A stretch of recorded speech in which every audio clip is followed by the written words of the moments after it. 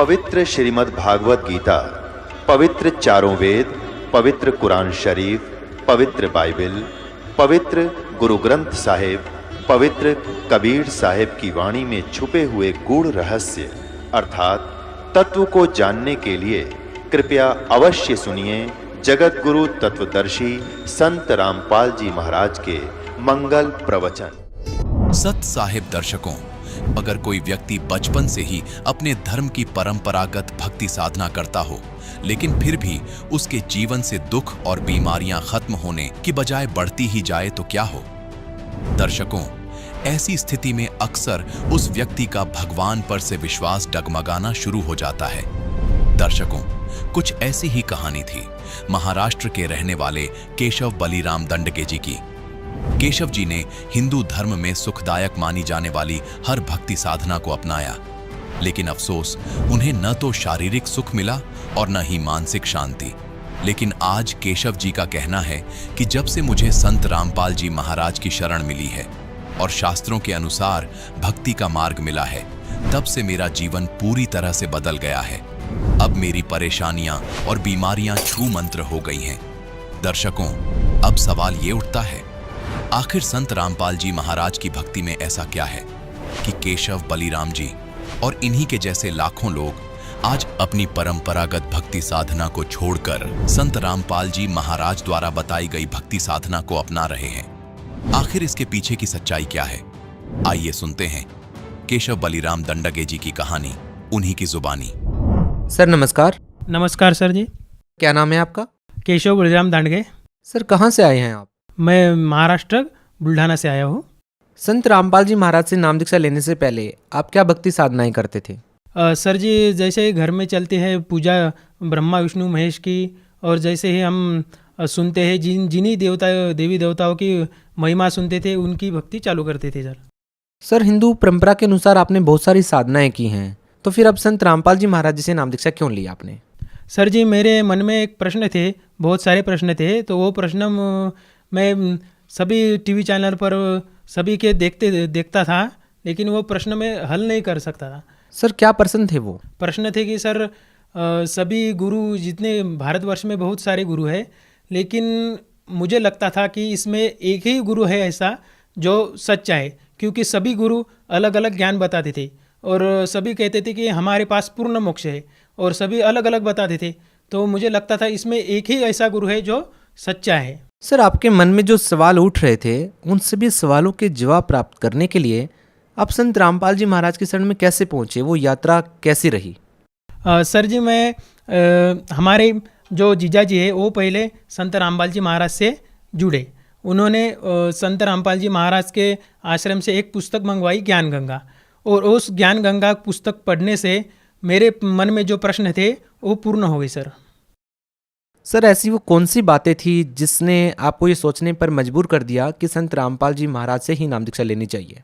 Sir जी, उसमें सभी सदग्रंथों में जो हिंदू धर्म के जो सदग्रंथ है, जैसे पवित्र गीता, चार वेद, और बाइबल है जो क्रिश्चियन धर्म में है, और मुस्लिम धर्म में जो है कुरान शरीफ, उस सभी का ज्ञान एक ही है। तो ऐसे मुझे लगा कि ये सब तो भिन्न है, लेकिन संत रामपाल जी महाराज का ज्ञान सुन के उन्होंने जो ज्ञान बताया है वो सभी तीनों ही ग्रंथ में एक जैसा समान मिला मुझे। तो आप ये बताइए कि आपने संत रामपाल जी महाराज जी से नाम दीक्षा कब ली? मैंने 8 अगस्त 2013 को। सर सभी श्रद्धालु जितने भी आज तक संत रामपाल जी महाराज जी से जुड़े हैं, सभी का ही ये अनुभव रहा है कि संत रामपाल जी महाराज से नाम दीक्षा लेने के बाद उन्हें लाभ मिले हैं। हम आपसे ये जानना चाहेंगे कि आपका क्या अनुभव रहा है? हाँ सर, बहुत सारे लाभ मिले। एक बहुत बड़ा लाभ मैं आपको पहले बताना चाहूँगा। संत रामपाल जी महाराज की कृपा से मुझे जीवन दान मिला। मैं किसान हूँ, खेत में काम करता हूँ, तो पाइप जो रहते हैं, जो पानी हम देते हैं, तो वो पानी पे वो लोहे के थे, लोहे का पाइप था, उसमें चूहा घुस गया था। तो मुझे लगा इस चूहे को हम निकाल लेंगे, क्योंकि वो पानी में गया तो मर जाएगा। उसको मैंने 20 फुट का पाइप था, एल्यूमिनियम का पाइप था, वो मैंने वो खड़ा किया। तो मेरा ऊपर ध्यान नहीं था कि ऊपर लाइन गई हुई है, 3 फेज़ की बिजली की लाइन गई है 3 फेज़ की। तो वो तीनों ही तार को वो पाइप लग गया और वो सीधा पाइप मेरे दोनों हाथों में था। तो उस पार्किंग हुई, बहुत ही आग निकली और एक तार टूट के नीचे गिर गया। और संत रामपाल जी महाराज की दया से आप यकीन नहीं करोगे कि मुझे कुछ नहीं हुआ और आर्थिक लाभ भी हुए। हमारे घर में, परिवार में ही लोगों को ही लाभ हुए। जैसे मेरी पत्नी को पेट में गांठ बताई थी, तो हम डॉक्टर के पास गए। डॉक्टर के पास गए तो उन्होंने कहा कि ये इसकी ऑपरेशन करना पड़ेगा, आप 3 दिन के बाद आओ और ऑपरेशन करना पड़ेगा इसका। तो हम चिंतित हो गए कि अब ऑपरेशन करना पड़ेगा, खर्चा लगेगा, और ठीक है हम जाएंगे। और परमात्मा से मन ही मन में संत रामपाल जी महाराज जी से अरदास लगाई और 3 दिन के बाद डॉक्टर के पास गए। जैसे ही डॉक्टर के पास गए तो भगतमती को ले गए। मुझे लगा अब ऑपरेशन होगा, ऑपरेशन थिएटर में ले गए, लेकिन वो 10 मिनट में ही भगतमती हमारी जो वाइफ है वो वापस आ गई। मैंने कहा इतनी जल्दी आप कैसा ऑपरेशन कैसे का हुआ? उन्होंने कहा कि ऑपरेशन नहीं हुआ, सिर्फ वो गांठ जो थी वो डॉक्टर ने से दबाई और उसमें जो पस था वो बाहर आ गया और हो गया ऑपरेशन, डॉक्टर साहब ने कहा। यानी संत रामपाल जी महाराज की दया से जो ऑपरेशन में जो खर्चा होगा वो भी बच गया हमारा और ऑपरेशन नहीं हुआ संत रामपाल जी महाराज की कृपा से। पहले ही खेती करता था, मेरे पास 20 एकड़ खेती है, तो मुझे हैंड टू माउथ मेरा खर्चा होता था, यानी कि जितना उत्पन्न हुआ उतना ही उनको खेती को लगाना पड़ता था और अगले साल मेरे पास कुछ भी पैसा बचता नहीं था। उसमें खेती करो और उसी से लगाओ।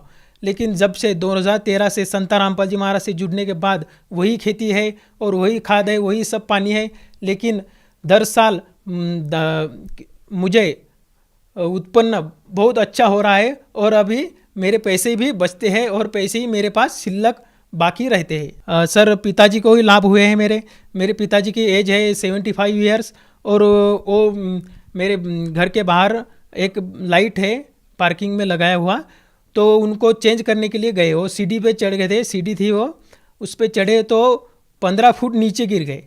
नीचे गिरने के बाद नीचे तो बड़े बड़े पत्थर थे। उन्होंने कहा कि मुझे अचानक किसी ने संत रामपाल जी महाराज की दया से एकदम वो नीट हो गए, यानी स्ट्रेट हो गए। यदि वो सिर पे बल गिर गए होते तो उनकी उम्र भी ज़्यादा थी, तो निश्चित तौर पे उनकी मृत्यु थी।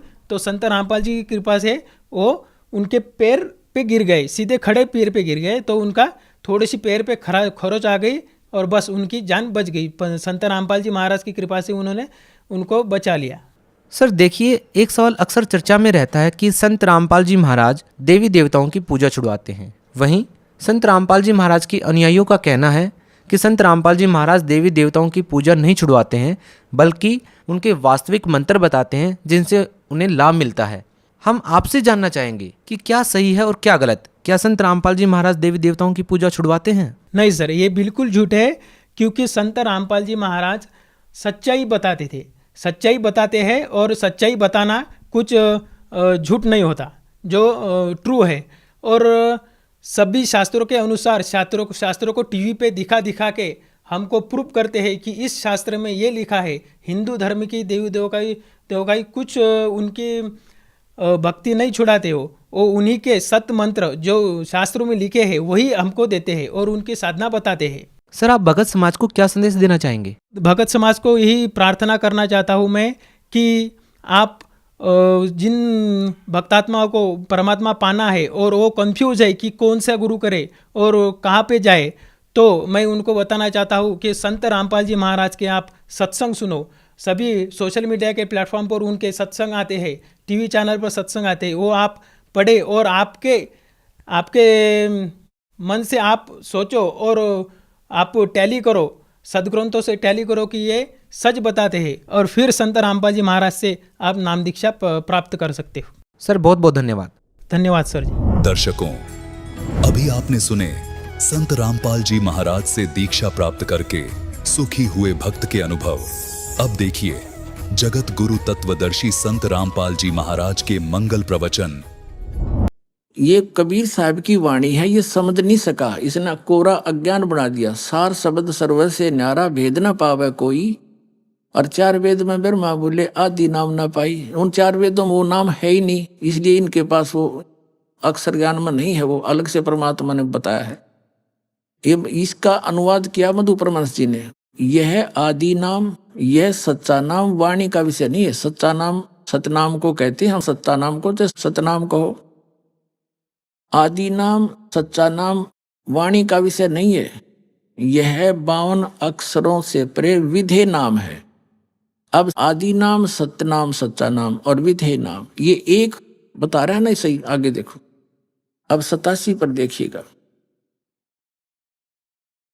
इस पे इसने अनुवाद किया परमात्मा की वाणी का। शब्द शब्द सब कोई कहे, वह तो शब्द विधेय और जिह्वा पर आवे, नी नरक पर कर ले।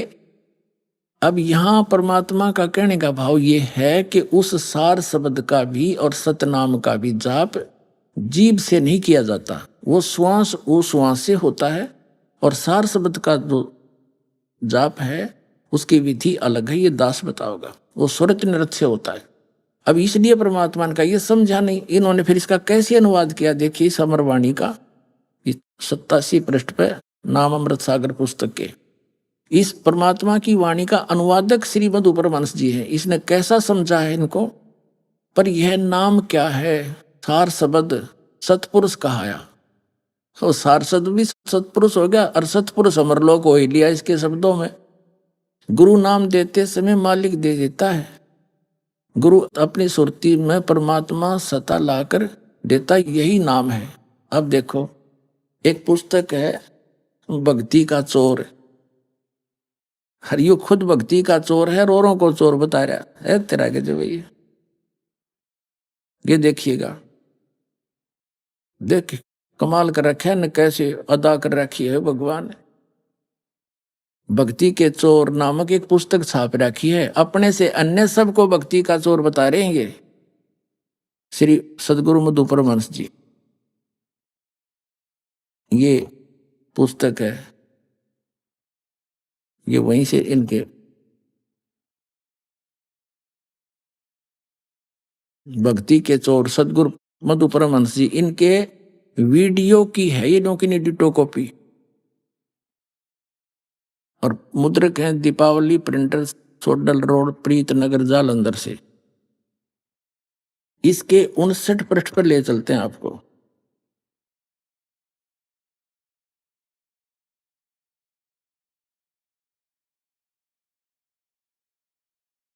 ये है 58 पृष्ठ। 58 पृष्ठ ये साहिब के चोर नामक एक हेडिंग बना रखा है न अध्याय। और ये क्या कहता है? जिस अमरलोक की बात साहिब ने की है वो 3 लोक से न्यारा देश है। अमरलोक क्या है? वो परम पुरुष, वो सर्वशक्तिमान खुद ही अमरलोक है। इसलिए वहां नाश नहीं। हो गया स्पष्ट कि अमरलोक क्या है? वो परम पुरुष, वो सर्वशक्तिमान खुद ही अमरलोक है। अब इससे इसकी कुल मिलाकर के खिचड़ी पका दी इसने कि पहले प्रकाश था। श्री मधु परमहंस के वचनों में बता रहा है दास। ये सारे झूठ है इसकी, अकति गपोड़ है कि पहले परमात्मा ने एक प्रकाश उत्पन्न किया, उसमें खुद समा गए, वो अमरलोक हो गया। फिर है अमरलोक हो गया। फिर वही अमरलोक, वो सार शब्द क्या है? वो अमरलोक ही तो सार शब्द है। सतपुरुष का है सार शब्द, सतपुरुष का है। अब यहां बता दिया वो सतपुरुष क्या हुआ? अमरलोक ही है। वो सर्वशक्तिमान, वो परमात्मा अमरलोक ही तो है। यानी सारा कुछ जैसे राधा स्वामी वालों के मुखिया ने, श्री शिवदयाल जी ने अपने वचनों में जो ज्ञान दिया है वही ज्यों की त्यों खिचड़ी से न पका दी। वही सतलोक, वही सार शब्द, वही सत शब्द, वही सतनाम, और वही सार शब्द, वही सतपुरुष। और यही ये कह रहा है, वही अमर सतपुरुष, वही प्रकाशी सतपुरुष, वही अमरलोक, और वही सार शब्द, वही सच्चा नाम, सार नाम भी वही और सतनाम भी वही। इसने जरा सी चतुरता दिखाई है कि वहां बिंदु टाइप में आत्मा है और मछली की तरह घूमती रहती है। तो खाक देखा इसने, डबो दिया कितने व्यक्तियों को, मारे छाती कुटने का मेरा जैसा ज्ञान इस ब्रह्मांड में नहीं है। इसके पास खाक है। क्या देखा इसने परमात्मा को? जिन महापुरुषों को परमात्मा मिला उन्होंने क्या बताया है? सतलोक में परमात्मा धर्मदास जी को स्वयं आकर लेकर गए। और ये जितने भी कबीर पंथी हैं, इंक्लूडिंग ये मधु परमहंस, ये क्या बताते हैं, परमात्मा जिसने बता दिया अमर पुरुष ऐसा है। और कबीर साहब को उससे अलग एक सतगुरु मानते हैं, बस सतगुरु है। और वहां जाकर फिर वो बूंद की तरह उस समय अलग से विचरण करता रहता है। और अमर पुरुष अलग है। जबकि वास्तविकता ये है, जिन भी महापुरुषों ने परमात्मा को देखा, सचखंड गए और वापस आए, उन्होंने बताया है परमात्मा मनुष्य दृश्य है। और जो काशी में, बनारस में धानक रूप में आया था, जुल्हे रूप में आया था, वही खुद परमात्मा है। वो सतपुरुष है, सतलोक में भी वो वही है। लेकिन वहां उसके शरीर का वो नर आकार है, वहां पर भी परमात्मा, वहां उनके एक रोमकूप का इतना प्रकाश है, करोड़ सूर्य मिला दे और करोड़ चंद्रमा, उसकी रोशनी भी फीकी रह जाए। और यहां जब आते हैं वो तीसरी सतिथि में, वो एक सतगुरु, एक संत, जिंदा महात्मा का रूप बनाकर आए हैं। जैसे कलयुग में विशेषकर जिंदा महात्मा के रूप में आते हैं। जिंदा महात्मा कैसे होते हैं? फक्कड़ फकीर होते हैं। वो वैसे मुसलमानों के अंदर ज्यादा माने जाते हैं। उनके सिर पे काला टोप, काला ही ओवर कोट पहनते हैं। वो घुटनों से नीचे तक का एक अंडरवियर पहनते हैं बस। ऐसी वेशभूषा वाले को जिंदा महात्मा कहा जाता है। तो जिंदा महात्मा के रूप में परमात्मा धर्मदास जी को मिले। धर्मदास जी को बहुत सा ज्ञान समझाया, लेकिन ये ज्ञान हमारे अंदर इतना ठोक ठोक कर भर दिया, जल्दी सी दूसरे ज्ञान को ग्रहण नहीं करने देता। लेकिन मालिक के सच्चाई में इतना वजन है, वो स्थान अवस्था बना के छोड़ती है लास्ट में। धर्मदास जी ने सब प्रमाण मान लिए, सारी बात सुन ली, और फिर भी लास्ट में ये जिज्ञासा कर दी कि हे परमात्मा, आज तक यो किसी ने नहीं बताया हमारे को कि ऐसा कोई स्थान है जहां से हम आए और वहां ये सुख है, वहां जन्म मृत्यु नहीं है। परमात्मा, जब तक आँखें नहीं देख लूंगा, इतने दिल में कच्चापन रहेगा, मेरे मन में जचे नहीं। तो परमात्मा ने तो ये काम करना ही था ना। तो आज हम जैसे कबीर साहब को तो कवि और गणित गणायक संत मान के, और इनके सारे उसको फाइल को बंद कर रखा था हमने। इतना एक जुलाहा, एक कवि और गणित गणा संत, इतना मान के छोड़ दिया था। अब परमात्मा ने दास को भेजा उस परमात्मा की महिमा बताने के लिए कि वो कबीर परमात्मा है, वो पूर्ण परमात्मा है, असंग ब्रह्मांड के स्वामी हैं। अब दास अकेला कहे तो किससे कहना? जब ये प्रमाण दिखाएगा, वेदों में वही प्रमाण, और जिन महापुरुष को परमात्मा का साक्षात्कार हुआ, उन्होंने जो अपना अनुभव बताया, उसमें वही प्रमाण। फिर कैसा है भगवान, अब आप समझ में आ जाएगा। अब थोड़ी सी झलक देंगे आपको कबीर सागर की, जो धर्मदास जी ने आंखों देखा फिर वापस आके बताया। ये है पवित्र कबीर सागर। 11 संपूर्ण भाग सहित हेमराज श्री कृष्ण दास प्रकाशन, मुंबई।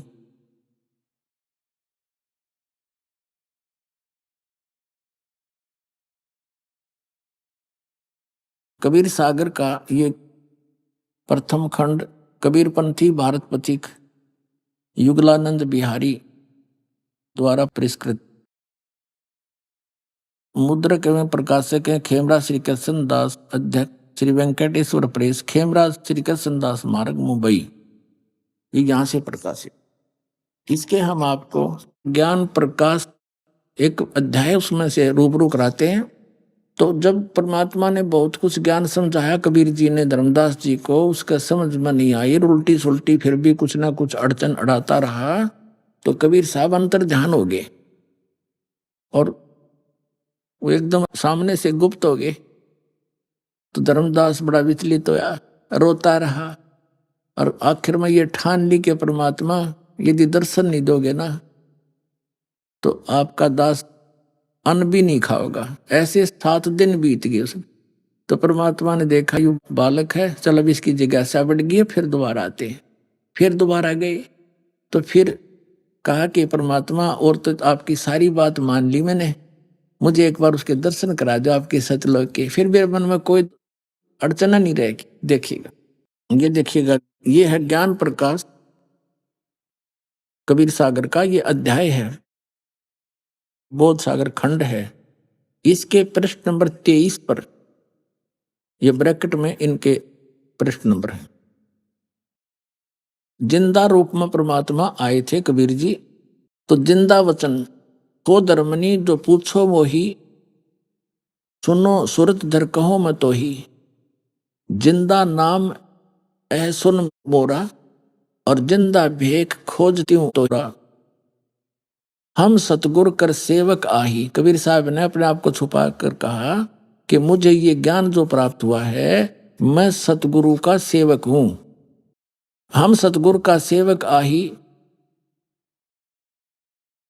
सतगुर संग हम सदा रहाई, सतपुरुष व सतगुर आही, सतलोक में वह सदा रहाई। कबीर साहब कहते हैं सतपुरुष ही वह सतगुर है, वो सतलोक में सदा रहता है और मैं उसका सेवक हूं। सकल जीव के रक्षक सोई, सतगुर भक्ति काज जीव होई। सतगुर सत कबीर सो आही, और गुप्त प्रगट वो चिन्ह नाही, कोई चिन्ह नाही। सतगुर आ जगत तन धारी, वही परमात्मा जगत में शरीर धारण करके आता है। दासा तन दर शब्द पुकारी, और काशी रहे परख हम पावा, सत नाम उन मोहे दरडावा। अब देखो पुण्यात्माओं, अभी आप बालक हो, अभी आप बच्चे हो, आपको पता नहीं काल ने हमारे साथ कैसा जुल्म कर रखा है। हमारे पिता ने हम तक पहुंचने के लिए कितने फार्मूले अपनाने पड़ते हैं, तब वो अपने आप को पहचानवाता है कि मैं हूं वो भगवान जिसकी तुम खोज कर रहे हो। कबीर साहब कहते हैं मैं रोवत हूं सृष्टि को, या सृष्टि रोवे मोहे। गरीबदास हमारे वियोग को समझ नहीं सकता कोई, ये तो मुझे ढूंढ रहे हैं। हे सुखदाई परमात्मा, हमारा संकट दूर करो, हमें जन्म मरण से छुटवाओ, हमारे सुख दो, बच्चों की रक्षा करो। और जो भक्षकता को रक्षक जाना, जो न खावे उसको ये भगवान मान रहे, और उन्हीं के पुत्र काल के पुत्र हैं श्री ब्रह्मा, श्री विष्णु, श्री शिव जी, इसको ये भगवान मान के पूजे। जो भक्षकता को रक्षक माना, और जो रक्षक उससे फिर दीवाना। और परमात्मा कहते हैं मैं इनको रो रहा हूं कि मैं हूं वो परमात्मा, तुम मुझे पहचान लो, मेरा ज्ञान स्वीकार कर लो, तुम्हारा जन्म मरण का भी छुटकारा होगा, और यहाँ भी तुम्हें सुख दूंगा जब तक तुम्हारा जीवन है, भक्ति करोगे तब तक। और ना कोई काल मृत्यु तुम्हारी कर सकता, ना तुम्हारे परिवार पर कोई काल अटैक कर सकता। तुम मुझे पहचान नहीं रहे। तो यहाँ ऐसे गुप्त रूप से कह रहा है मुझे जो युग ज्ञान और ये सतनाम जिसकी मैं महिमा सुना रहा हूं, जिसके पास ये सतनाम होगा वो उसी का मोक्ष होगा। सच्चा नाम 2 अक्षर का, और उसके निकट काल नहीं आ सकता, ना कोई यम के दूत दुखी कर सकते। सच्चे मन से सच्ची श्रद्धा से भक्ति करो। तो उसने धर्मदास ने पूछा कि उस सतनाम का आपने कैसे पता लगा? तो कबीर परमात्मा ने जिंदा महात्मा के रूप में कहा कि मैं सतगुरु का सेवक हूं, और वो काशी में रहता है, उसका कबीर नाम है, उसने मुझे बता रखा है। अब देखो, सतगुरु सत कबीर सो आही, गुप्त प्रगट कोई चिन्ह नाही, सतगुर आ जगत तन धारी, दासा तन धर शब्द पुकारी, काशी रहे परख हम पावा। हमने परख लिया वो काशी में रहे, और सत नाम उनमोय दरडावा। इसके बाद काफी चर्चा हुई इनकी, तो काफी कहने के बाद नहीं माना तो परमात्मा अदृश्य हो गए। ये देखिएगा प्रश्न नंबर 55 पे आ गए हम। बोध सागर वही ज्ञान प्रकाश के यहाँ 55 पे धर्मदास जी कहते हैं हे प्रभु अवगत लीला तुम्हारी, हम हैं कीट जीव बिचारी, सतलोक तुम वर्ण सुनावा, शोभा पुरुष हंसन सतबावा। और कैसन देश राज वो आही, वो कैसा देश है, कैसा राज है, चित इच्छा प्रभु देखण ताही, उसकी देखण ने मेरे चित्त में इच्छा हुई है। सतगुरु वचन परमात्मा कहते हैं धर्मदास ये निर्घनिकाया, यही तन पुरुष दर्श की मिपाया। तन ठीका जब पूरा आई, सतलोक तब देखो जाई, परमात्मा कहते हैं इस गंदे लोग में तू इस गंदे शरीर में क्यों कर देखेगा उस परमात्मा ने। जब तेरा शरीर का ठीक का समय पूरा हो जाएगा, तेरा अंत समय होगा, शरीर छोड़ कर जब जागा, सतनाम का जाप करता हुआ सतलोक ने देख लेना वहां जा करके। धर्मदास वचन, धर्मदास गए चरण निहोरा, हे प्रभु तिरखा मिटाओ मोरा। चरण टेक प्रभु बिनु वो तो ही, पुरुष दर्श बिनु कल नहीं मोही। एक बार उस परमात्मा के दर्शन करा ही दो मुझे, मेरे को चैन नहीं उसके बिना। फिर परमात्मा गुप्त हो गए, गुप्त भय प्रभु अवगत ताता, धर्मदास मुख आवन बाता। एकदम अंतर ध्यान हो गए और धर्मदास एकदम अचरज में पड़ गया, मौन हो गया। मैं मतिहीन को मति मुह लागा, मोहे सम कोई जग आई अभागा। मैं मूर्ख प्रतीत न कीना, अस साहिब के मैं नहीं चीना। अब कौन विधि दर्शन पाऊं, दर्शन बिन मैं प्राण गवाऊं। चरणोदक बिन करो न ग्रासा, तजो शरीर कह धर्मदासा। आपके चरणों का जल लेकर ही मैं ग्रास खाऊंगा, नहीं तो मान नहीं खाऊंगा। चरणोदक बिन करो न ग्रासा, तजो शरीर कह धर्मदासा। मरी जाऊंगा अगर नहीं आए तो। दिवस 7 लग अन्न नहीं खावा, 7 दिन तक कुछ नहीं खाया। भजन अखंड नाम लो लावा। अब परमात्मा ने उसको प्रथम मंत्र दे दिया था, ओनली वो 5 नाम का। फिर कहते हैं 7वें दिन प्रगट दिखाए, धर्मदास पद गए अकुलाए। चरण पकड़ कर रोया बुरी तरह। धर ही ने समाज समय निपट अधीरा, पड़े चरणों में अक्षीण शरीरा। कमजोर शरीर हो गया था, चरणों में गिर गया। कर गह साहेब तभी उठावा, और 30 हाथ दे अंक मिलावा। तो कहते परमात्मा कबीर जी ना के उस कमजोर हुए 7 दिन कुछ खाया नहीं, उस प्यारी आत्मा का हाथ पकड़ के और सिर पर आशीर्वाद दिया और सीने से लगाया।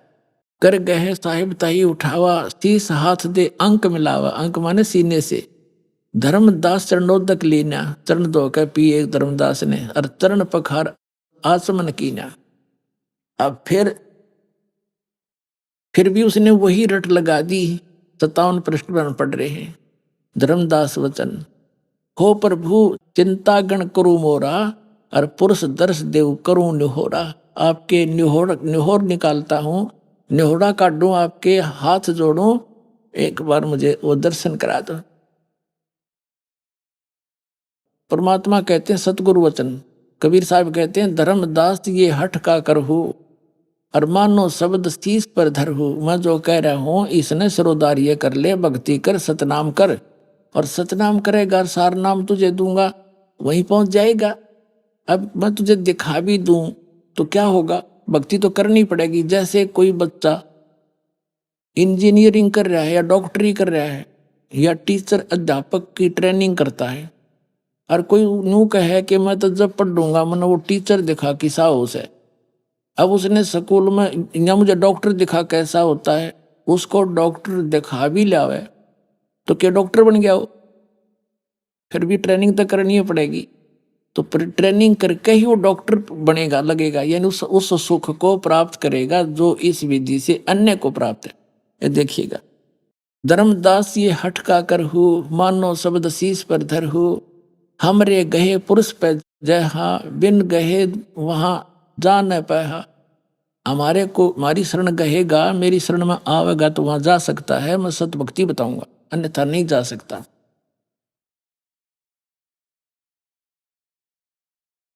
अब कहते हैं जिस हृदय प्रति तस आनो, गुरु और पुरुष भिन्न नहीं जानो।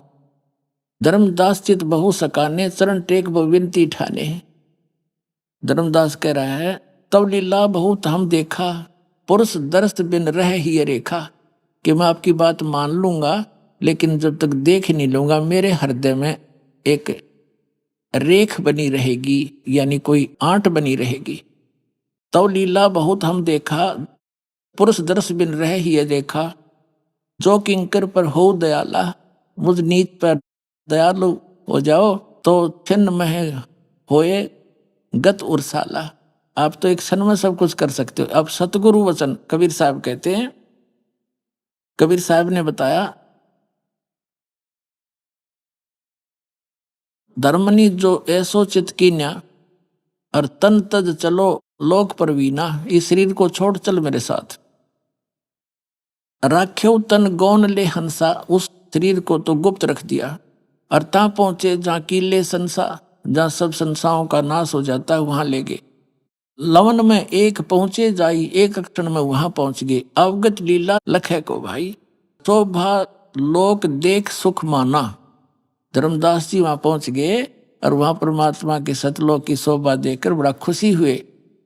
उदित असंख्य शशि और भाना, उसमें असंख्य सूर्य और ये चंद्रमा हो, इतना प्रकाश है उस सतलोक की धरती का, उस पृथ्वी का। और परमात्मा का अलग शरीर है, उसका न्यारा प्रकाश है। अब देखिए 58 पृष्ठ पर आगे हम।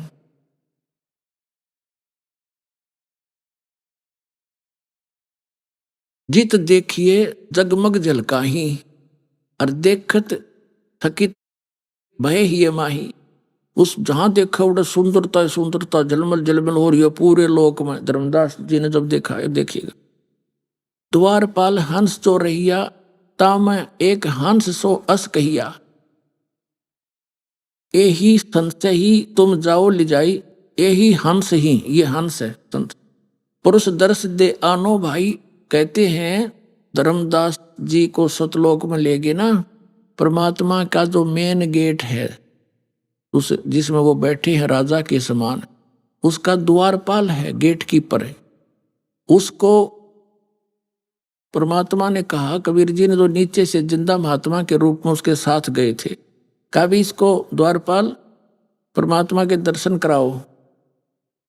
अब द्वारपाल ने कोई और बुलाया, वहां का हंस भगत, उससे भगत कहो चाहे हंस कहो, उसको कहा कि जा इस प्यारी आत्मा को परमात्मा के दर्शन करा के लाओ। तो गणे भगत इकट्ठे हो गए, जो वहां रहते हैं, जो मोक्ष प्राप्त करके गए हुए हैं, मनुष्य के सदृश हैं, उनके नाक हैं, गले में सुंदर माला पहनते हैं। हर ये बताओ बूंद सी घूमा है, कोई न कोई उसमें जाकर मिल जाते हैं, समुद्र बूंद में डूब कर मरा करें जैसे। ऐ मूर्खो, कख पता तुमने भ्रमित कर दिया पूरा विश्व। अब देखो क्या है वहां पर वास्तविकता। द्वारपाल हंस सो कहिया, ताम एक हंस अस कहिया। यही हंस, हंस है तुम जाओ लिवाई, इसको ले जाओ। और पुरुष दर्श दे आनो भाई, पुरुष माने परमात्मा का दर्शन करा के लाओ। चले लिवाई पुरुष पे, जब ही पुरुष के परमात्मा के पास लेकर चले, झिझक हंस बहु आए तभी, 1 मिनट में घोड़े भगत आगे, हंस आगे। वहां दो रहते हैं जो मोक्ष प्राप्त प्राणी, वहां रह रहे हैं, घोड़े इकट्ठे हो गए। और करत कोलाहल मंगल चारा, खुशी खुशी चारों तरफ मिलकर प्यार से बोल रहे हैं। शोभा अद्भुत अंग अपारा, उन वहां के रहने वाले भक्तों की, जो वहां जीव आत्मा रहती है, हंस आत्मा रहती है, उनकी कितनी शोभा है, कैसे आकार है देखिएगा। शोभा अद्भुत अंग अपारा, हंसन शोभा कहाँ बताऊं, कुछ एक प्रभाव सोवर्ण सुनाऊं। धर्मदास जी बताते हैं आकर कि वो कैसे हैं, के बताऊं गणीय शोभा, पर कुछ एक बताता हूं। रतनमाल गरीब सोबत हंसा, उनकी गर्दन में, ग्रीव माने गर्दन में, और माला सुशोभित होती है देखिएगा, सुशोभित हंसा। रतनमाल की रतनमाला गले में सुशोभित है उन हंसों की। और मणिमाला किमी करो प्रशंसा, और भी निरी सुंदर माला है उनके गले में। जगमग देह हंसन कर ही, उनकी शरीर जगमग करता है। अमर चीर बहु शोभा धर ही, अमर चीर यानी अमर कपड़े हैं वहां के। जैसे सतलोक के सभी पदार्थ अमर हैं, कपड़े भी कभी नाश नहीं होता, वहां के पदार्थ भी कभी खराब नहीं होते। वहीं से एक परमात्मा ने सैंपल भेज रखा है पृथ्वी पर सतलोक से। ये गंगा का जल, ये सतलोक से आया विष्णु जी के लोक में, विष्णु जी के लोक से आया शिव के लोक में, और शिव के लोक से फिर ये आगे आई यहाँ पृथ्वी पर गौमुख के अंदर वाष्प बनकर दूसरा प्रारूप बनाकर वहां प्रकट करती बर्फ रूप में, और फिर वहां से ये जल आ रहा है। इस गंगा जल को कहीं रख लो कभी खराब नहीं होता, और वैज्ञानिक सिर मार के पटक के बैठ गए, इसका कोई भेद वो नहीं निकाल पाए। तो कहने का भाव ये है कि एक सैंपल भेजा था भगवान ने, वहाँ का ऐसा जल है, जब वहाँ से घूमते घूमते इस निकम्मे लोक में भी इसका ऐसा अस्तित्व है, और वो तो एक प्योर प्लेस है सतलोक ते। तो कहते हैं जगमग दे हंसन कर ही अमर चीर बो शोभा धर ही, उड़ राख चिकुर शोभा छवि छावे, रवि का करतार रोम छवि छावे। ये है कि अनसन भाल शोभा के मैं कहूं। अब क्या बताते हैं कि उन अंशों की जो वहां पर रहते हैं उनकी माथे की शोभा बताता हूं। माथा भाल देखिए कि मैं कहूं थोड़स चंद्र भाल छवि लहू वो हो। अब कहते हैं उनके माथे की जो शोभा है 16, इतना रोशनी है उसके उनके मस्तक की, जैसे 16 चंद्रमाओं की रोशनी हो माथे माथे की वहां के अंशों की। और बाकी शरीर की कथा वर्णन क्या आगे बताता हूं। छोडस चंद्र भाल छवि लहो, हंस कांति प्रतिरोम प्रकाशा, हीरा मणि उदित रोमांसा। एक एक रोम की यानी बालों की ऐसी शोभा है जैसे हीरा मणि होती है। और कोटिक विध्वंस छवि मोहा, दे घराण, घराण माने नासिका, उनका नाक भी है, दे घराण। और शोभा अतिग्रोहा, थोडस रवि हंसन छवि मोहा, और दे घराण शुभ अमृत सोहा। वहां के जो मोक्ष प्राप्त प्राणी हैं मनुष्य सदृश्य हैं, उनका नाक गर्दन माथा सारा बता दिया, मस्तिष्क। और उनके पूरे बॉडी का जो प्रकाश है 16 सूर्य जितना तेज है उनका। और परमात्मा का तो घना है, वो तो एक रोमकूप में करोड़ सूर्य करोड़ चंद्रमा मिला दो उससे भी अधिक है। लेकिन वहां के मोक्ष प्राप्त प्राणी मनुष्य सदृश्य हैं, गले में माला पहने, कपड़े पहने हैं, नाचे गावे, ये बूंद और बिंदु बतावे, और कोई न कोई उसमें डूब कर मर जाए ऐसे समावे। ये नकली हैं सारे। ये देखो प्रमाण संत जिसने आंखों देखा भगवान को। थोडस रवि हंसन छवि मोहा, एक हंस की 16 सूर्य जितना टोटल प्रकाश है। दे घराण अशुभ अमृत सोहा, देह भी है उनका, घराण माने नासिका भी है। कंचन कलश जड़ी लोना, रतन थार अमृत, आरती में ही सोना, यानी रत्नों की थाली भर के। और हंसन मगन शब्द मुख उचारा, और क्रीड़ा विनोद रतन मणियारा, क्रीड़ा विनोद वहां आनंद से नाचे कूदे खेले। देखो सुरत हंस के आगे लीना, एक सुरती नाम का परमात्मा का बच्चा है हंस, जो पहले 16 वचनों से उत्पन्न हुआ था, वो उसको साथ लेकर बाकी के हंस संत वहां की आत्मा जो मनुष्य सदृश्य है हंस सारे कूदते नाचते चाले उस धर्मदास जी के साथ में। देखिएगा सूरत हंस के आगे लीना, नृत्य करत चले हंस पर वीणा, नाचते गाते चले वहां पर। और बिंदु बिंदु के नाचे वो तो मछली तले घूमा बसे। और सूरत हंस अग्रहानी अघाने, पुरुष सकल देखत हर्षाने, परमात्मा की सकल देख कर चेहरा देख कर हंसे, बड़ी खुशी हुई। सिंहासन छवि देखत मनमोहा, है परमात्मा सिंहासन पर बैठे थे, उसकी बहुत सुंदर छवि थी। अद्भुत अमित कला तन सोहा, परमात्मा का सुंदर शरीर था। पुरुष रोम एक कला अनंता, वर्णत कौ न पावे अंता, एक रोम रवि शशि कोटि सा। परमात्मा के एक रोम में करोड़ शशि यानी चंद्रमा और रवि और सूर्य ये मिलाते। नख कोटिन विधुम मलन नरवीसा, यानी नाखूनों की शोभा भी बड़ी सुंदर है। पुरुष प्रकाश सतलोक अंजोरा, तहा न पहुंचे निरंजन चोरा। पुरुष कबीर देखा एक भाई, धर्मदास जी कह रहे हैं कि वहां मैंने जो नीचे से गया था ना महात्मा जिंदा, और वहां जाकर देखा जिसको वो भगवान बताओ थे वही तो बैठे पाए मैंने सिंहासन पे। पुरुष और कबीर, भगवान और कबीर जी देखा एक भाई, और धर्मदास मन में बहुत लज्जाई, अकमत बड़ा निकम्मा, ये तो भगवान ने थे नीचे जा रहे थे, और ये कबीर पंथी ने बताओ कबीर साहब तो उसकी एक सता निकल कर आई, कबीर साहब तो सदगुरु हैं और वो चेतन प्रकाश सब भगवान अड़ंग्यो बैठा बैठा रखे तुमने। पुरुष कबीर देखा एक भाई, हाय हाय धर्मदास पुन रहे लज्जाई। बड़ा शर्मिंदा हो गया थे भगवान के मैंने कितनी बकवाद कर दी, कैसा निकम्मा दुष्ट हूं मैं। वहां इतना शर्म में घट गया, पानी पानी हो गया कि देखिए तो भगवान थे मेरे लिए भटक रहे थे और ये तो वही तो बैठे हैं सामने। पुरुष कबीर देखा एक भाई धर्मदास पुन रहे लजाई। पुरुष दरस कर आयो तो वहां, प्रथम कबीर बैठे रहे जब वहां। अब फिर वापस आ गया वहां देख के जहाँ कबीर जी बैठे थे उसी रूप में फिर आ गए जिंदाले में। तो चरणा में पढ़ के क्या बोलता है, पुरुष दर्श कर आए तो हुआ, वापस आ गया परमात्मा के दर्शन करके जहाँ कबीर साहब पहले बैठे थे।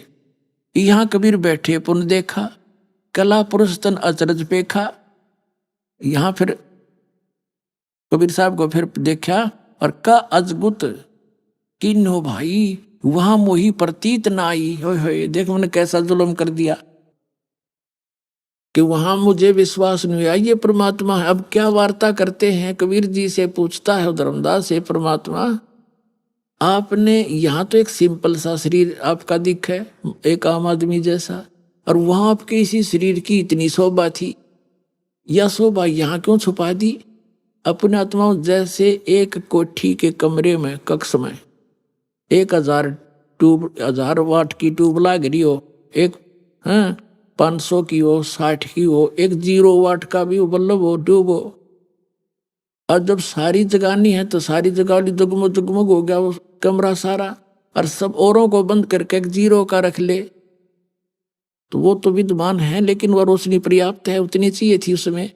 तो परमात्मा ऐसे अपने बॉडी को वो शरीर की शोभा वो ऑफ करके प्रकाश की ट्यूब आ जाते हैं उस यहाँ पर। कबीर पुरुष एक वहां छिपाए, कबीर पुरुष तो एक के हैं, वहां तो इन्होंने छुपा रखा है। सत्य पुरुष जगदास कहाए, वो परम पुरुष वो सतपुरुष ही जग में आके संसार में कबीर दास कहाए। ये तो खुद भगवान है। अर्धाय चरण गहु अति सुखचाए, भाग के जब वापस आए तो दौड़ के परमात्मा बैठे फिर उसी रूप में कबीर रूप में जिंदा महात्मा चरणों में पड़ के बड़े संकचाए, बड़ा शर्मिंदा हो गया। धाय चरण गौ अति सुखचाए, हे प्रभु हम परिचय अब पाए, अब मैं पहचान पाया आपको। अब देखो यह शोभा कस उहा छिपावा, कस नहीं जग में प्रगट दिखावा। अब कबीर साहब से धर्मदास जी ने कहा, ये परमात्मा जो आपकी यहाँ शोभा है तो संसार में आपने वह गुप्त कर रखी है, वहां क्यों छुपा रखी है। आप तो खुद परमात्मा हो और ये नकली नौके कबीर साहब तो अलग हैं, ये तो सतगुरु वो परमात्मा। अब ये हम 59 प्रश्न पढ़ रहे हैं ज्ञान प्रकाश के, ये बहुत सागर खंड है इसका।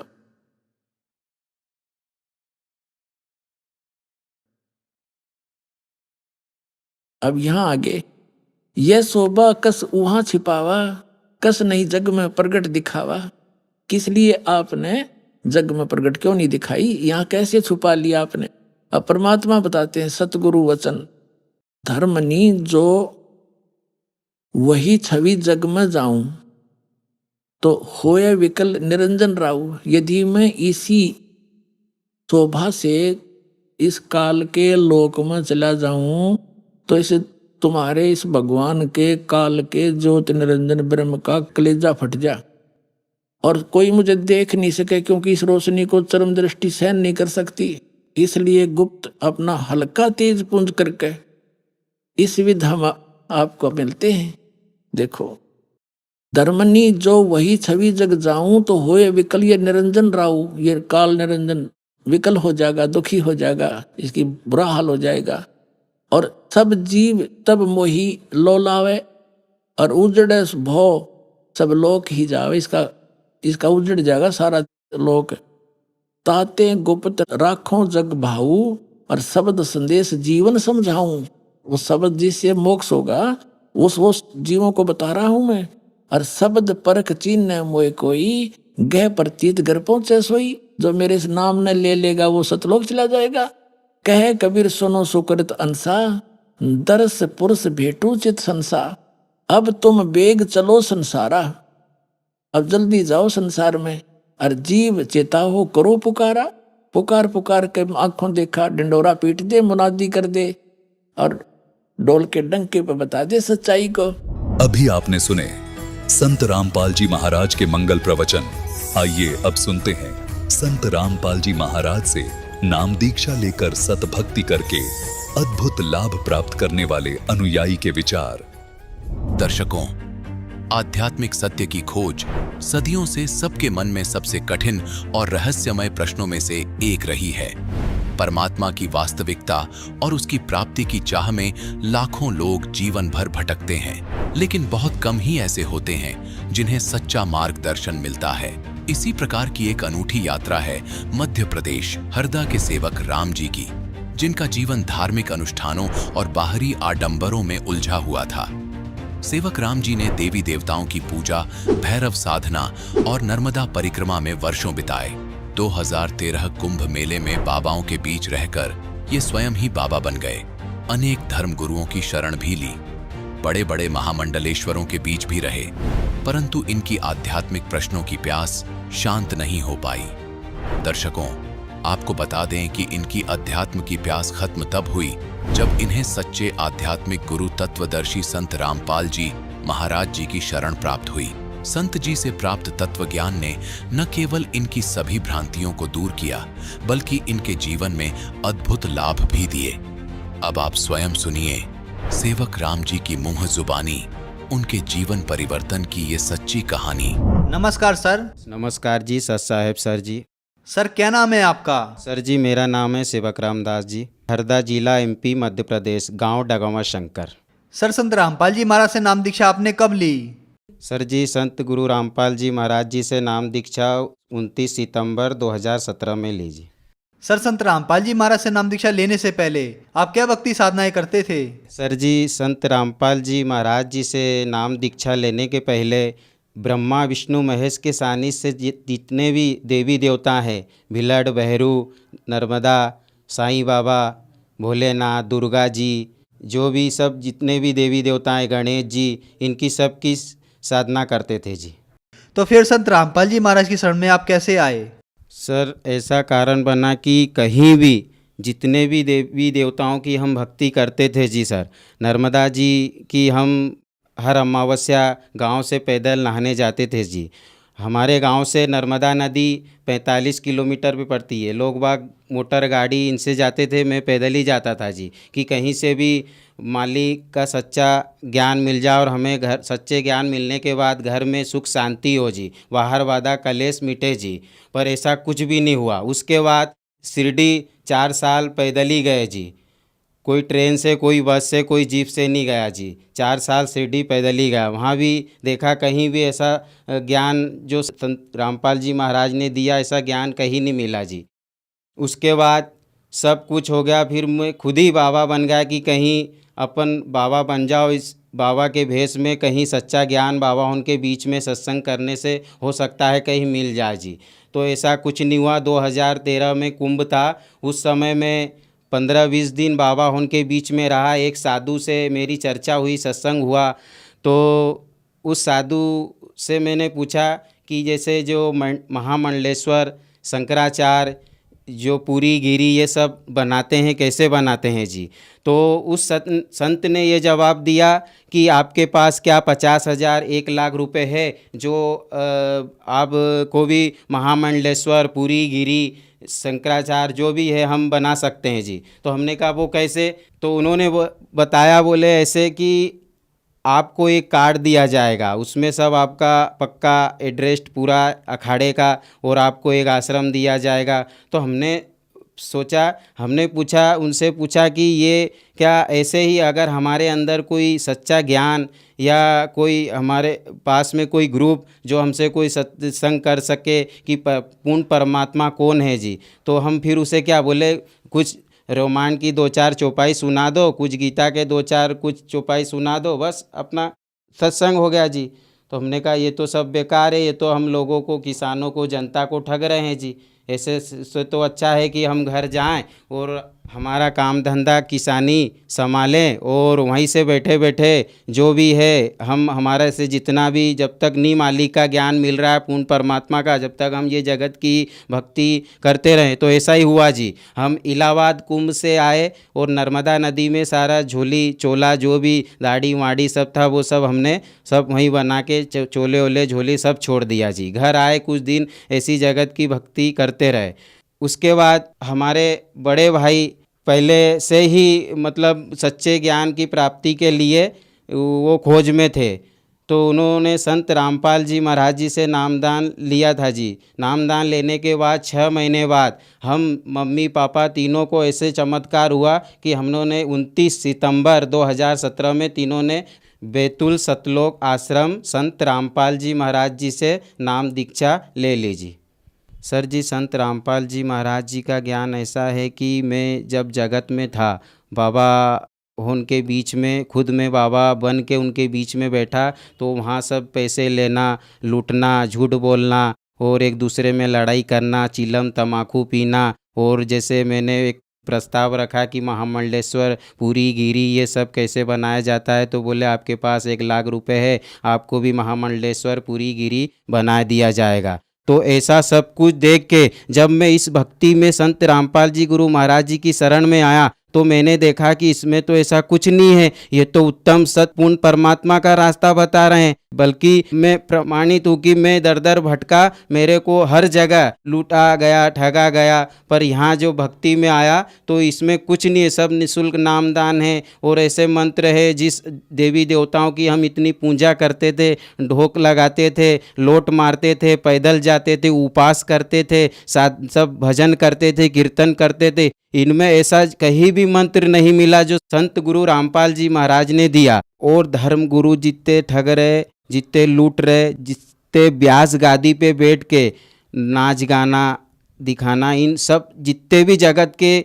संत हैं इनके पास कोई ऐसा ज्ञान नहीं है जो संत रामपाल गुरु जी महाराज जी के पास है जी। इसलिए संत रामपाल जी गुरु महाराज जी की शरण में आए जी। सर, हमने सुना है कि संत रामपाल जी महाराज से नाम दीक्षा लेने के बाद श्रद्धालुओं को बहुत सारे लाभ प्राप्त होते हैं, चाहे वो आर्थिक हो, शारीरिक हो, मानसिक हो या भौतिक हो। तो क्या आपको भी कुछ लाभ प्राप्त हुए संत रामपाल जी महाराज से नाम दीक्षा लेने के बाद?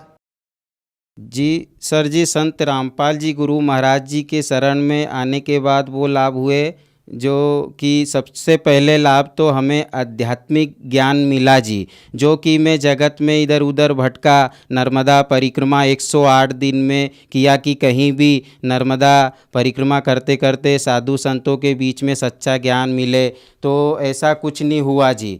और इलाहाबाद में गया तो वहाँ कुछ संतों के बीच में बैठा, वहाँ भी सब यही बताया जी कि ये पैसे से महामंडलेश्वर पूरी गिरी बन जाए। बाकी ऐसा जो संत रामपाल जी गुरु महाराज जी की शरण में आने के बाद ज्ञान मिला, मैंने जगत में ऐसे 10-12 गुरु बना चुका हूँ जी कि कहीं भी परमात्मा का सच्चा ज्ञान, सच्चा रास्ता मिल जाए जी। पर उन गुरुओं के बीच में भी ऐसा कोई ज्ञान नहीं मिला जी जो कि हमारे संत गुरु रामपाल जी महाराज जी की शरण में आने के बाद मिला जी। पहला लाभ तो ये है जी। दूसरा लाभ ये है सर जी कि हमारी मम्मी बिमला दासी नाम है उनका, उनके घुटनों में खूब दर्द होता था जी, उनसे चला नहीं जाता था। घुटनों में ऐसे दर्द होता था कि उनको घुटनों पे कपड़ा बांधना पड़ता था जी। पर उन्होंने भी संत रामपाल जी गुरु महाराज जी की शरण में आए, तब से उन्होंने मंत्र जाप किए। उन मंत्र जापों से ऐसा चमत्कार हुआ कि आज तक कोई दर्द नहीं घुटनों में है जी।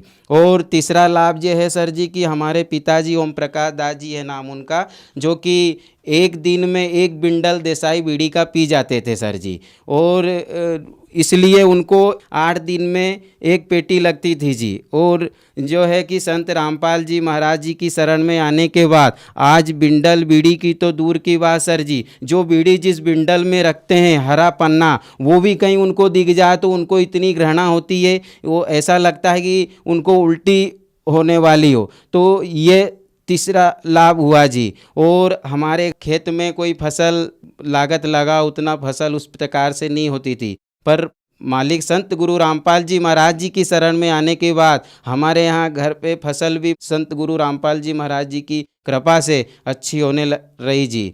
सर जी ऐसा है कि जैसे मैंने प्रथम गुरु बनाया। वहाँ हमें नौजवान शरीर देख के, हमारी सेवा भाव देख के हमें कोई ज्ञान कुछ बताए नहीं। और दिन भर हम जैसे आश्रम में कुछ उनके चेले चपाटी आते हैं जगत के, तो उन्होंने के बीच में बाबा उनका हंसी मजाक होना, लेडीज़ ओन में बैठना, तो ये सब नज़ारा देख के हम वैसे ही हमारी आत्मा पेट भरा जाता है कि ये सब ऐसा करते हैं तो हमें सच्चा ज्ञान कैसा देंगे जी। तो हम फिर वहाँ से निकल जाते थे जी। फिर दूसरा देखो तो वहाँ भी ऐसा, तीसरा देखो तो वहाँ कहीं लड़ाई झगड़े चल रहे, आश्रम के बारे में चल रहा कि ये कर लेंगे वो कर लेंगे, ये मंदिर बना देंगे, ये मान बढ़ाई, और उसके चक्कर में पड़े रहते थे जी। ऐसे महामंडलेश्वर उनके बीच में भी गए तो वो भी बस यही मान बढ़ाई के चक्कर में भगवा कपड़ा पहन लेना, माला डाल लेना, तिलक लगा लेना, ये सब उनके बीच में। और कभी अगर कोई अच्छा सेठ बड़ा आ जाए पैसे वाला, तो हम जैसे कोई गरीब अगर बैठा हो चेला, अब अगर सच्चे ज्ञान के लिए तो उनको दूर बैठा देंगे, उनको पहले पास में बैठाएंगे जी। तो ऐसा मैंने सब कुछ देखा। कोई डॉक्टर के पास जाता है, कोई कहीं के पास जाता है। ऐसा ही अगर सच्चे ज्ञान प्राप्त करने के लिए आप अगर 10 या 20 गुरु भी बनाना पड़े तो बना सकते हो जी। जब तक सच्ची पूर्ण परमात्मा की भक्ति हमें नहीं मिले, जिससे हमें घर में क्लेश बाधा दूर नहीं हो, तब तक हमें वो सच्ची भक्ति नहीं हो सकती, वो सच्चा भक्त नहीं होता। ऐसे ही इतने 20 गुरु बनाने के बाद हमारे संत रामपाल जी गुरु महाराज जी ने ऐसा ज्ञान दिया जो कि आप गुरु बनाने की कोई आवश्यकता नहीं है। पूरे विश्व में यही गुरु रहेंगे, यही संत रहेंगे, और यही पूर्ण कबीर परमेश्वर पूर्ण परमात्मा के अवतार के रूप में आए हुए हैं जी। तो संत रामपाल जी महाराज ने आपको बहुत सारे सुख दिए, तो जो समाज आज आपको देख रहा है, आप उन्हें क्या संदेश देना चाहेंगे? सर जी, मैं संदेश तो क्या दे सकता हूँ, प्रार्थना कर सकता हूँ कि जगत के जितने साधु समाज ये है उनसे प्रार्थना करता हूँ जी कि आप भी आइए। और जैसे मैं जगत में साधु बन के दर दर पे भटका, मुझे लूटा गया, पैसे बोला गया कि पूरी गिरी पैसे से बना देंगे, तो ये सब आप भी ऐसे चोचले में मत पड़िए जी। आप अगर सच्चे पूर्ण परमात्मा की तलाश आप करते हो, आपके अंदर अभिमान नहीं है, मान बढ़ाई नहीं है, तो जो संत सदगुरु रामपाल जी महाराज जी भक्ति दे रहे हैं, वो भक्ति को आप पहले जो पुस्तक है जीने की राह, अंधश्रद्धा भक्ति, ज्ञान गंगा, इन पुस्तकों को पढ़ो और जो भी गीता है उनसे मिलाओ।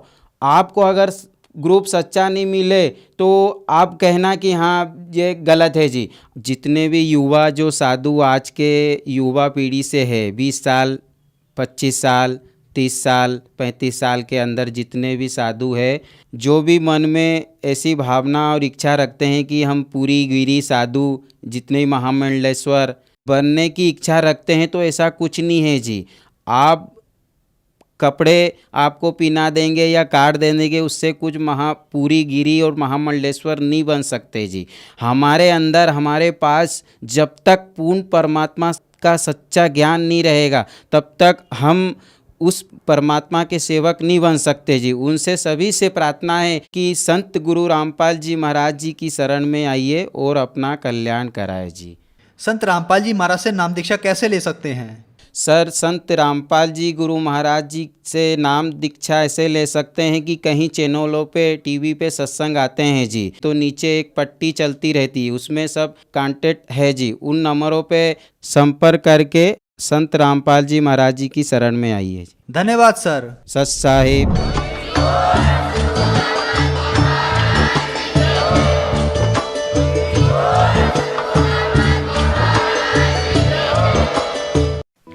आप सुन रहे थे जगत गुरु तत्वदर्शी संत रामपाल जी महाराज के मंगल प्रवचन।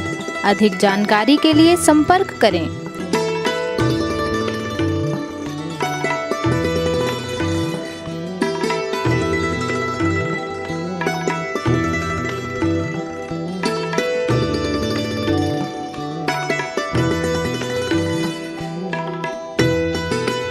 जगत गुरु तत्व तत्वदर्शी संत रामपाल जी महाराज जी के पावन सानिध्य में भक्ति की अलख जगाने तथा श्रद्धालुओं को सत्य भक्ति मार्ग का रास्ता दिखाने हेतु कनाडा के लोकप्रिय channel the TV NRI channel पर जगत गुरु तत्वदर्शी संत रामपाल जी महाराज जी के मंगल प्रवचनों का प्रसारण प्रतिदिन सुबह 7:30 बजे से 8:30 बजे तक तथा रात्रि 7:30 बजे से 8:30 बजे तक किया जा रहा है। इस सत्य भक्ति मार्ग को अपनाने के लिए अधिक से अधिक सत्संग प्रसारण देखें। इस सत्संग प्रवचन का सीधा प्रसारण संत रामपाल जी महाराज लाइव सत्संग YouTube चैनल और जगत गुरु संत रामपाल जी महाराज Facebook पेज पर भी देख सकते हैं।